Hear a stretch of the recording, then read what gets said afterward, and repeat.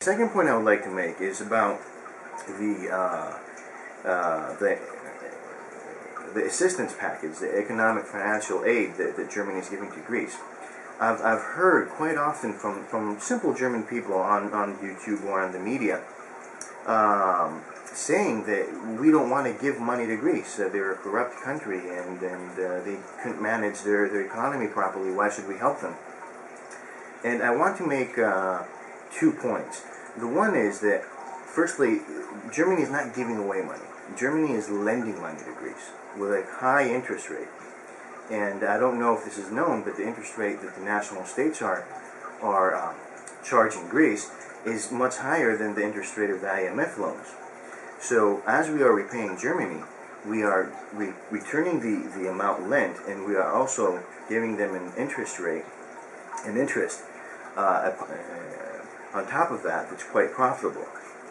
And the second point I want to make is that Germans should not think that by not helping Greece, they are actually benefiting themselves. Because I don't know if they're aware of this, but Greece already owes a lot of money to German interests. Like, for example, Deutsche Bank holds a lot of Greek bonds.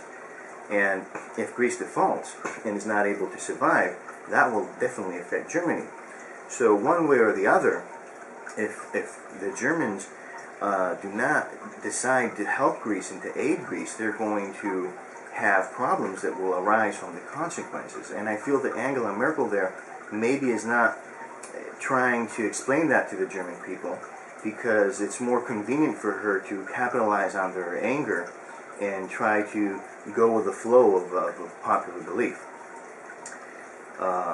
So that's my second point that I would like to mention to my fellow German citizens. And that we're essentially in this boat together, and helping each other is integral for our economy's survival. And if we decide to do something differently, it has to be decided fast in order for Greece to be able to have a more flexible monetary policy. The third point I'd like to make, and I'm not sure how aware, again, my German fellow citizens are of this, is the problem that we had here in Greece with the corporation of Siemens, the German corporation Siemens. This information that I'm going to give you is publicly available. It's been written many times in newspapers and the media here in Greece, and I would think that the same thing is true for Germany, but I do not know that because I do not read German media. I watch only a couple of international English-speaking television stations and maybe some blogs. But Siemens had corrupted most of the politicians of Greece. They had essentially bought them in order to achieve lucrative government projects, overpriced and very, very expensive, and at the same time to sell thousands of products in every facet of the public sector, and to gain access. And that definitely contributed to a big problem in our political system, from the corruption that was created, and to creating a big debt. And I would like to mention, it's almost like a common joke here in Greece, how you go to any public service and you find, no matter where you turn your head, you see Siemens. You go to a public service, you see all the phones and the communication equipment is Siemens. You go to a hospital, the medical equipment is Siemens. Or street lights are Siemens. In the military, you see Siemens. And the list goes on. So the people feel that this company, which has become like a monopoly in Greece, or at least it was a monopoly in Greece, had corrupted a lot of our politicians, that they're very angry with this corporation that caused so much trouble in our country. And I want to make that known to my fellow German citizens of how the public feels here. I myself am a witness of a certain event.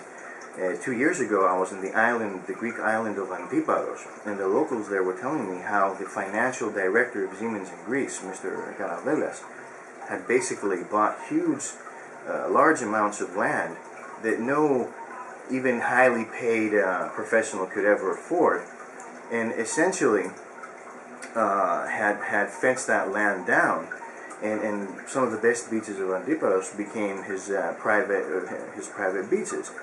And the people were very angry because they were saying, how can somebody with money that's essentially from the Greek public, and is a product of corruption. It can go and buy half an island and essentially deprive that from the people, and they were very angry about that.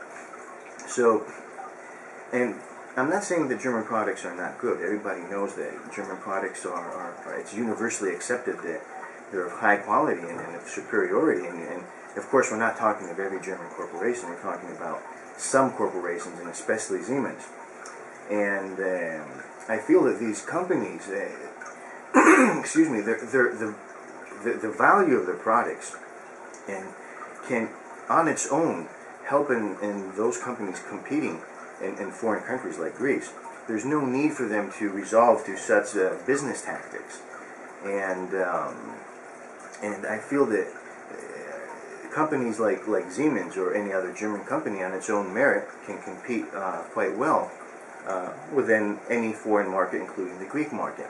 So it's integral for both our countries, especially the countries of Germany and Greece, to pursue our governments and pressure them in order to prosecute this corporation and any other one that was involved in such business practices, because currently the burden of this economic crisis is held on the backs of our peoples, of the German and Greek people. So it's very important for these corporations to be prosecuted in order to mend our relations and that are tarnished, and to bring us back to a normal and in good terms between our two nations. That's pretty much it. I think those are the 3 points I wanted to make. I have nothing against the German people. I think they're a very industrious, smart nation that has contributed a lot to humanity, and I think they will understand that there are a lot of issues that they might not be aware of. And like I said, it's very important for our leaders to maturely sit down at a table and discuss these issues in order to create a better future for our nations. And because, like I said, I feel that the European Union has come to a point where the collapse is almost imminent.